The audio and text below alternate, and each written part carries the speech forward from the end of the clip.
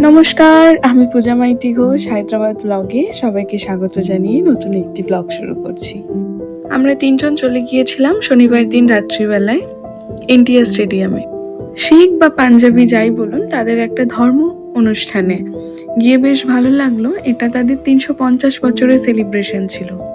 এদের ধর্মের প্রধান নিয়ম হলো মাথায় চাপা না দিয়ে না ঢেকে আপনি কোনো গুরুদুয়ার বা বাহেগুরুর কোনো অনুষ্ঠানে অংশগ্রহণ করতে পারবেন না। যাই হোক, তারপর আমরা চলে গিয়েছিলাম লঙ্গরখানায়। এদের প্রসাদকে লঙ্গর বলা হয়। আমরা প্রসাদ হিসেবে পেয়েছিলাম ভাত, রাজমার ডাল, মিক্স সবজি আর চাটনি। আর রুটিটা এভাবেই নিতে হয় হাতে করে। প্রথম পাঞ্জাবিতে প্রসাদ গ্রহণ করেছিলাম কর্ণাটকের গুরুদুয়ারে। তারপর এটা হচ্ছে আমার দ্বিতীয়বার। সত্যিই এদের প্রসাদের স্বাদ অতুলনীয়, অভাবনীয়। আর তার পাশেই ছিল ব্লাড ডোনেশন ক্যাম্প। কম বেশি প্রায় সবাই ব্লাড ডোনেট করছিলেন। তারপর আমরা চলে গেলাম যোধা ঘর, যেখানে জুতো রাখা হয়।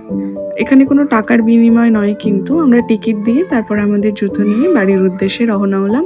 আমার ভিডিওটি কেমন লাগলো জানাবেন, লাইক কমেন্ট শেয়ার করবেন। সকলে সাবধানে থাকবেন, সুস্থ থাকবেন। সবাইকে টাটা।